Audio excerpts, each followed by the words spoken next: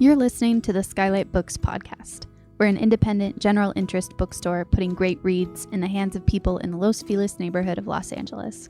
Hosted by resident Skylighters, we're here to bring you new and exciting author conversations, group reads, and bookseller chats. Happy listening.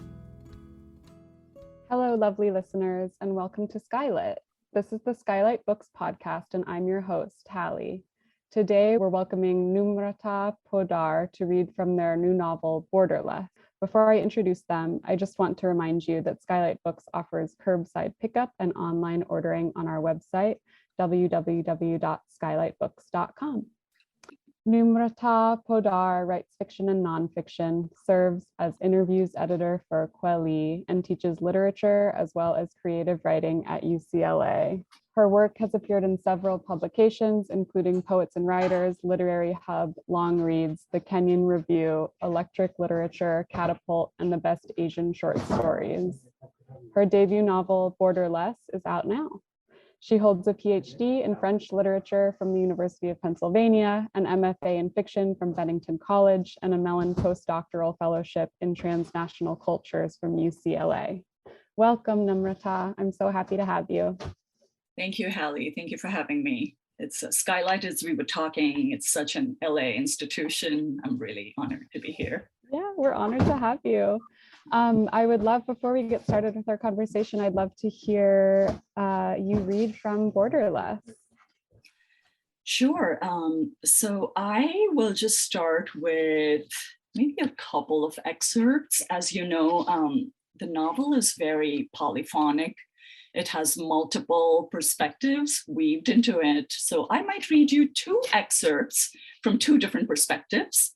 The book is divided into two sections, Roots and Routes. So this is from the very opening of the book, Roots, and it's this part is set in Mumbai, India. And the opening chapter is called Help Me, Help You. Dia covered her mouth so the American wouldn't hear her yawn.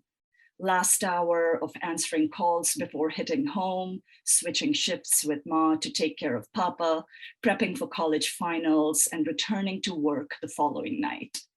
She'd multitasked before. She'd done night shifts for 5 years now. She could totally do this last hour, she told herself, while parroting their airline's policy. Yes, sir, you may carry 2 pieces of luggage for free, each weighing 50 pounds or under. Are you from Bangalore? He asked.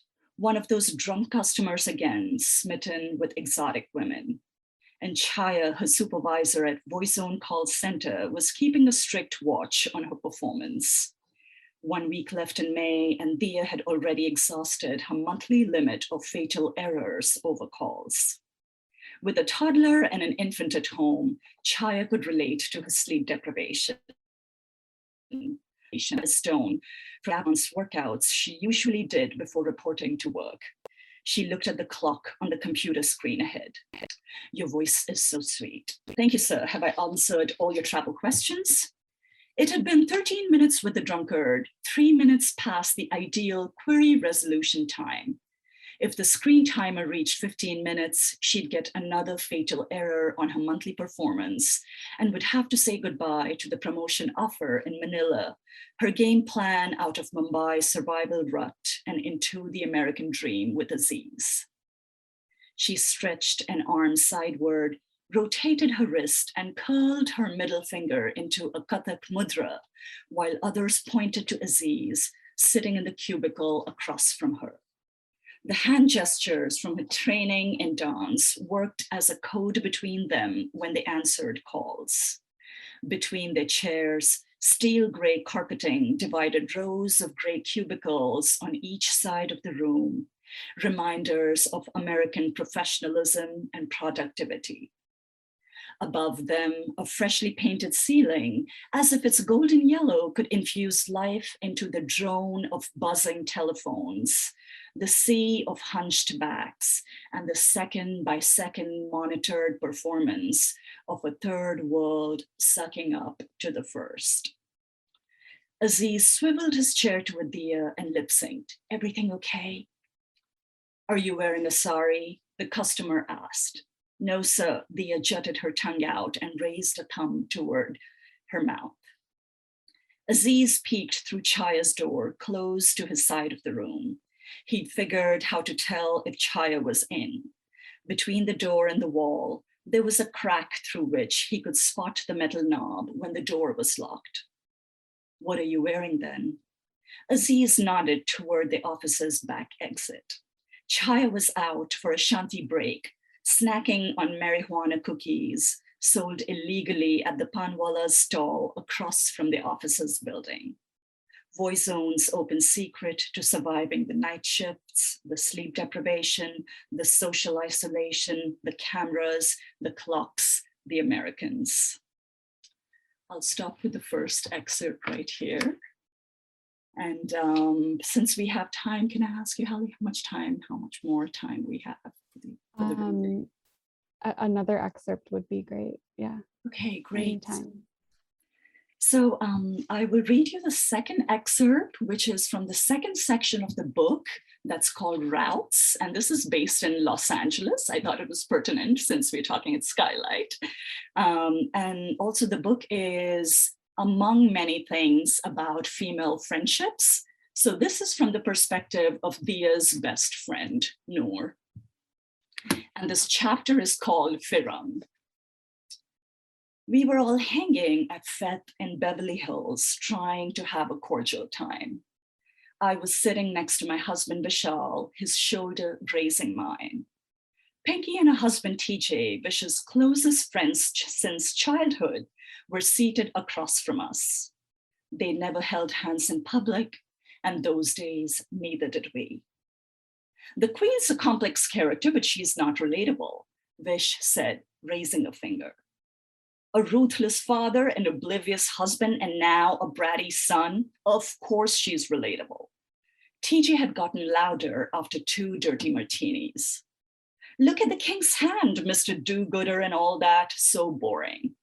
He sank back into his large cushioned chair. I looked at the clouds and hoped it would rain. Once again, Los Angeles had a drought emergency. The patio we were seated was surrounded by lilies, roses, bougainvilleas, and palm trees, arranged in ascending order of height. So La La Land hasn't got a Firung hooked onto American TV yet? Pinky asked me. Firung, the foreigner. That's how Vish's circle of second-generation Indian-American friends teased me, a fourth-generation Indo-African. They knew I'd spent my childhood in Mauritius before moving to India, France, and Northern California for school, then to Orange County once I married Vish.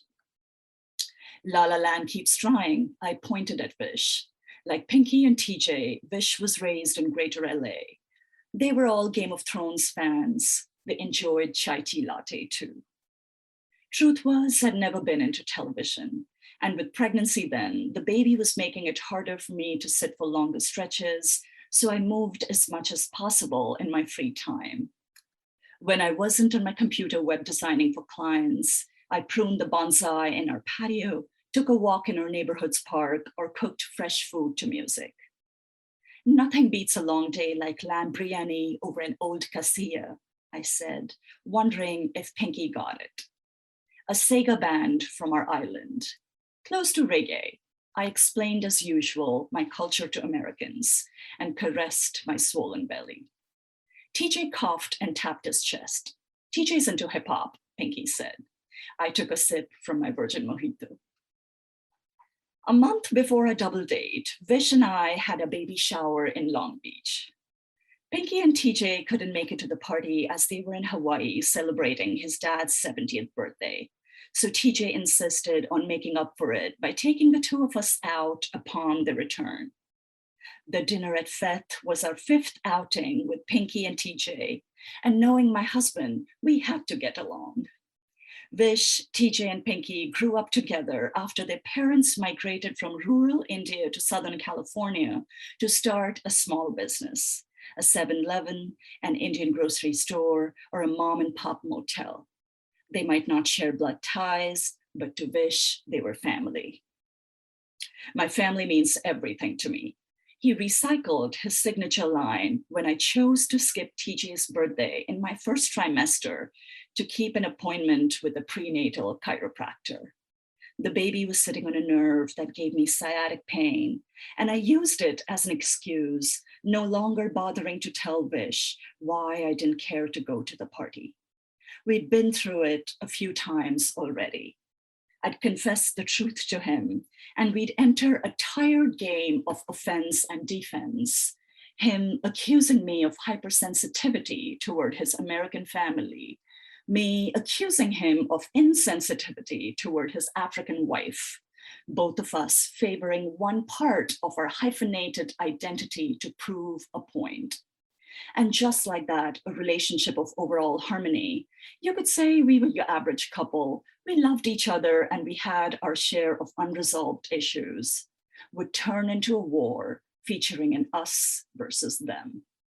Define family, I said that day, holding his gaze and rubbing my belly. I'll stop here.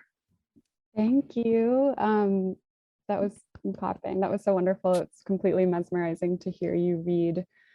Thank you. Yeah, from this incredible novel. I guess to start, I'd love to hear a little bit about the voice of the novel and what kind of the seed of that was and how it developed as you were writing.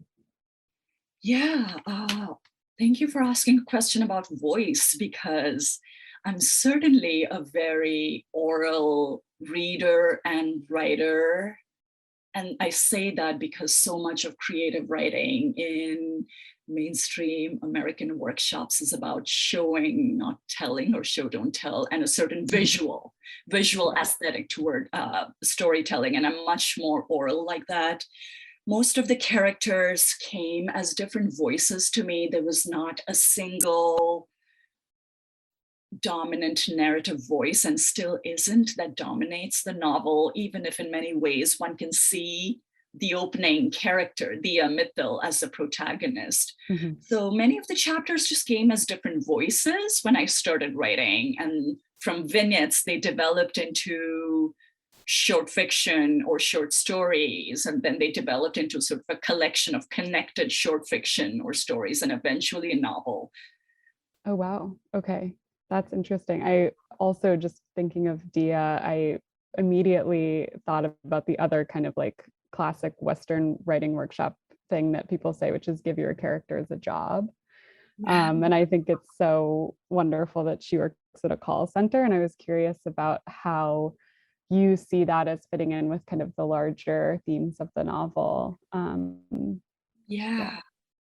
And that I would say that, these ideas, it's interesting how voices come, even ideas come. I had no idea I would write a main character who works as a call center agent. I don't know a whole lot about that world, but I was, when teaching in my early years at UCLA, I was attending a talk by a colleague, and he gave a talk about his research on virtual migration. Migration as a topic has always interested me because I've changed homes so many times in different parts of the world, but also a lot of my work is about migration and fiction, the intersection of migration and fiction. But he talked about virtual migration in his book, and call centers in many ways is that idea of virtual migration, where people often in the so-called third world, right? You have employees in the third world who take on these first world identities, American, Australian, or European identities, learn about the culture and then talk to those customers there. So even if I've never been foreign to the idea of displacement and dislocation, that was fascinating to me. The idea of virtual dislocation, where you stay rooted in the motherland and still learn about another culture, and take on that identity. So I started reading books, starting with his and several other books on call centers. And this felt important also because I always knew I wanted to write a book that would center my hometown, Mumbai, in addition to other homes that I've lived in. But until today, Mumbai is the city I've lived the longest in. I grew up in Mumbai. So it was very important for me to write Mumbai from a woman's perspective into fiction. And Mumbai, as you may know, in a lot of Hollywood, pop culture, television culture, movie culture, Mumbai is often shown as one of those places of multinational call center hubs. And it's shown in a certain way in Hollywood, in television, and in Western movies. And I wanted to see what I could do with that trope, because it's shown the life in Mumbai call centers in Western pop culture is shown through an outsider's perspective. So when I started doing research, I wanted to show it from an insider's perspective.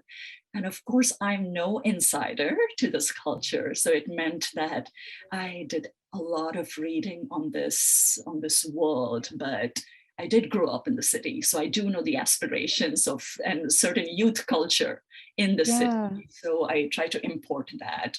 And the dark side, I was very interested in exploring the dark side of call center life and culture, which is constant surveillance. They have a certain time limit. They have to answer calls within a certain time limit. And I was a mother when I was writing, finishing the later parts of this novel. So I knew the world of sleep deprivation and social isolation very well then as a new mother. So I brought in some of my experiences, but I was fascinated by all the dark side that rarely gets talked about about a call center agent. And that's how it began. Wow, I'm gonna not ask you 1,000 questions about virtual migration, although that is so fascinating and I'd never heard that before. But I also think that the intersection of surveillance and displacement is that's just like unlocking a lot of other things in the novel for me, because I hadn't that connection feels really strong and also very kind of rich in terms of how we view displacement as, as people in the world.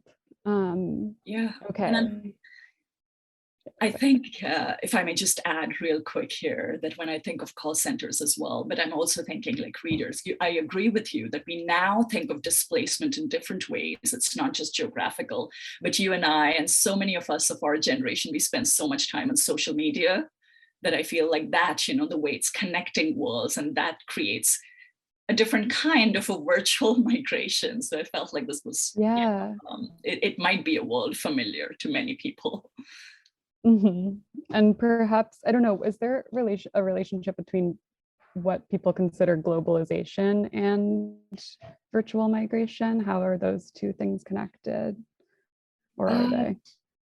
In writing the book, I didn't think necessarily of these larger themes in conscious ways as I do when I'm wearing the critic's hat, which I do in my academic life. But for this book, it was really just following the characters and seeing where they take me. Globalization can be interpreted in so many different ways, just like internet and television culture, right? Like a double-edged sword. And I feel I have a very ambivalent perspective toward globalization. In so many ways, it's great. And in so many ways, it's not that great at all. Right. It's almost too big. It's like a hyper object or something that we can't quite wrap our brains around yet. Right. That and yet. Sorry. Go ahead. And no, I just wanted to add that, yes, it's too big, too abstract, all encompassing. At the same time, I feel with spaces like Twitter, I feel it's also at our doorstep. I think it's both, maybe. It's both. Yeah. Too big and too small. For sure. I want to talk a little bit about borders, both literally and conceptually. Do you feel that literature is a way for people to cross borders? Are there borders in literature that you were hoping to kind of disrupt or break? I know in the book description, at least, it says that you were hoping to disrupt the Western novel as it is now. And I'd love to hear you speak a little bit about that in your own words. Yeah, so I mean, the title itself of the book, it's not one word. It's not that utopian ideal of globalization, of borderless, like we are all without borders, but it's a verb, it's borderless. So I do believe in lesser borders, and I feel literature has always served that function, at least for me as a reader, but for so many of us as readers, right? We come to literature because we want to experience different worlds, something different. No, I don't believe literature should exist to maintain borders. I've always believed literature has existed to disrupt borders. And I hope my book does that as well for many readers. You know, at the very literal level, with the idea of borders, I think so. The novel is telling the stories of multiple characters of South Asian descent, almost all of whom are border crossing. They're not confined or living or rooted in one nation state or nation as a space. They've crossed those borders. So borderless in the sense they're borderless. They're not defined by just one nation state. They're border crossing characters, but borderless also because while telling these stories of immigrant characters, really one of the biggest questions for me while writing was, what form can I use? And the form that I've been taught in so much of my education, and also what we see, I think, in much of mainstream literary, contemporary American fiction, is one of the Western realist novel. Like when we look at awards, which are the ones that are getting some of the most prestigious awards in American literature today, I think in fiction, I think of the Western realist novel, and it has a certain set of assumptions. And those assumptions of the form, while telling the stories of my characters, just did not feel like the right fit. So I had to think very seriously of the questions of form. And I mean, one of the biggest premises of fiction that's taught in many of the mainstream writing workshops is to build a long, vivid, continuous dream, the famous words, right, of John Gardner, that you do not disrupt the reader's experience. And I'm talking about realist fiction here. Of course, there are many kinds of fiction, is do not disrupt the reader's experience of this long, continuous, vivid dream. And my novel constantly disrupts, I think. It resists the idea of flow and continuity in that ways. Linearity is something it challenges as well constantly in subtler ways, in overt ways, but also in covert, in indirect ways, but also with the framing devices, like the last chapter, the way the novel ends. I think if one were doing a more conventional realist novel, it would make sense for Borderless to end on Dia's journey, who's the protagonist, one could say. But it does not end on Dia's journey. It ends on a completely different character who comes up in the book in different ways as a leitmotif. So it gives voice to a secondary character to end the novel, and that voice itself, that piece, in many ways, for readers who will catch that, then kind of, in French, there is a phrase called boucler le boucle, which is like it puts that circle. It brings circularity, it circles, and it circles back to the quote with which the novel begins, which is a quote by Edouard Glissant, who was Nobel nominated Afro-Caribbean thinker and one of my favorite writers, who talks about histories of oppression and what kinds of forms of storytelling those histories of oppression have produced. And the last chapter in many ways is also a meditation on the different histories of oppression.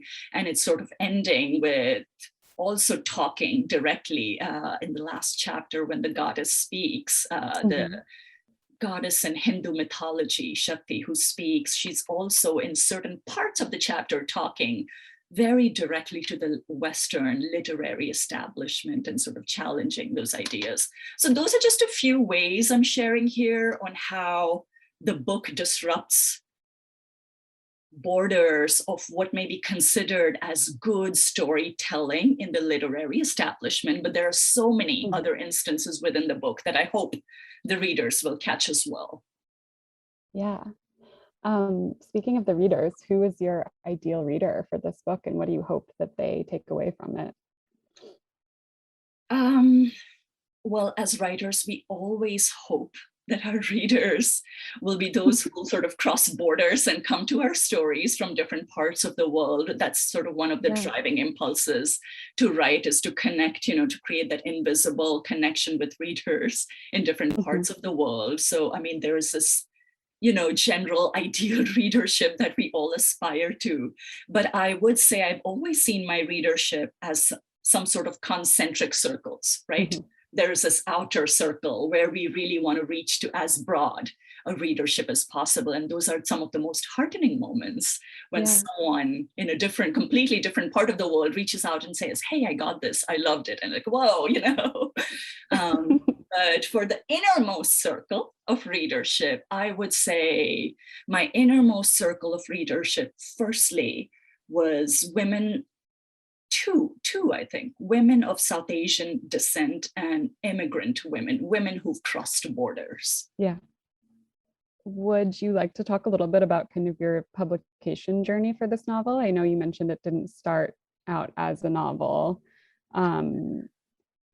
Yeah, how has that felt now that, or it will be out very soon? What was the journey like for you? As with so many debut authors of color, but especially women authors of color, and even within that, very specially migrant women authors who grew up in one part of the world and then who spent half their lives in this part. So I'm an Indian American, and literally half my life was an Indian, half in America, with different stops in different parts of the world where I've lived as well. So I think this was a book that was not centering America through and through from page one. And I think one of the reasons it was harder to get publishers to take an interest in this book, I think, was one of the reasons it doesn't center ASAP the USA. It does. The second half of the book is almost completely set in the USA. So it was a hard journey. I talk about this in my interview series. I talk about this for SKYLIT, where I curate a series called Race, Power, and Storytelling. But I also talk about this in so much of my nonfiction essays about the American literary establishment and at the level of acquisition of books. Publishers and senior editors, it's known to be 85% white at all levels of executive decision making. And the figures must have changed slightly by now as we speak, but there's lots still awaiting change here. So it wasn't easy, as with so many who would be seen, quote unquote, as minority writers. I lost count of the rejections. Like, I received praise. I received a lot of encouraging rejections, wonderful praise by different gatekeepers at different points of time as well. And that was a good note as well of validation, all the encouraging parts of it. At the same time, after being a contender for 3 awards for debut novels, even those presses that promote BIPOC voices did eventually want to publish it. It was a contender for an award, but it didn't win the award finally. So so I felt like folks stopped at praise at some point, and I give credit. I really am so grateful here for my Asian American editor at the Independent Press, 713 Books. I'm just grateful for him to take a chance on my work. And it has been a wonderful experience working with my publisher and my editor, Leyland Chuck, because I didn't have to explain so much of the world of my book to him. I didn't have to translate things for an alleged mainstream reader. I didn't have to explain a whole lot of the English used in this book, which is not your mainstream American English. It's a very hybrid border crossing English, and consciously so. It's been a great experience. I highly recommend to most debut authors to look at indie, small, and university presses, and just coming also from an academic background, I've known this, just university, the smaller presses just take a chance on non-mainstream narratives so much more, as you may know as well, than the more mainstream Big Five do. They're really publishing the most remarkable books. Are there other books that you've read lately or know of that you feel are doing kind of similar pushing borders, literally and figuratively, of form that you would like to recommend? Yeah, I think there's a pretty rich legacy, actually. And most of the literature that I've been reading off late, because I teach the same, is literature in color by writers of color. American multi-ethnic fiction is what I read. And I think this book too is drawing its lineage from American multi-ethnic fiction, among other lineages. I think it's a marriage of several lineages. Yeah. But speaking of crossing forms, I would say contemporary American writers of color. And firstly, I'm thinking of one that's a little older in time, but the writer is contemporary, Sandra Cisneros, The House on Mango Street, which sort of really collapsed in many ways the borders between long and short fiction. Yeah. And then more recently, my dear colleague at UCLA, fellow Bruin, Justin Torres, his debut novel, We the Animals. It's also sort of a novel in short fiction, I would say. It has a certain staccato rhythm to it as well. So that's another one. Another UC colleague and wonderful writer, Leila Lalami. Her book, Hope and Other Dangerous Pursuits, that is another book that collapses the borders between long and short fiction. Some may see it as a collection of connected stories, and some might see it as a novel. And I think both are legit. I would see it as a novel. It just does not follow the mainstream assumptions of the mainstream novel as I see it. So many more. Christina Henriquez's gorgeous debut, The Book of Unknown Americans. That's another one. These are the ones that come to mind, but there are many, many more. I mean, this lineage has always existed, I feel. It has, yeah. I'm glad it is becoming more mainstream too. It's heartening for readers everywhere. I hope so. To end, I want to give you a moment to ask yourself a question. If you could ask yourself one question about your novel, what would it be? I think the question would be, girlfriend, you've been studying decolonization for so long. Why did it take you so long then to trust your own voice? I love that. And it doesn't matter how long it took, it just matters that you did. I just want to thank you so much for sharing your work with us, and for answering my questions. For you listeners out there, today's guest was Namrata Poddar, and they were discussing Borderless, which is out now. Pick up a copy from SKYLIT or order it at skylitbooks.com. Thank you for listening. Thank you for listening to the SKYLIT Books podcast series. Please don't forget to visit our website at skylitbooks.com and make sure to follow us on Twitter and Instagram. Also, don't forget to subscribe to this podcast for more author talks and bookseller conversations. You can find us on Podbean, iTunes, and Spotify.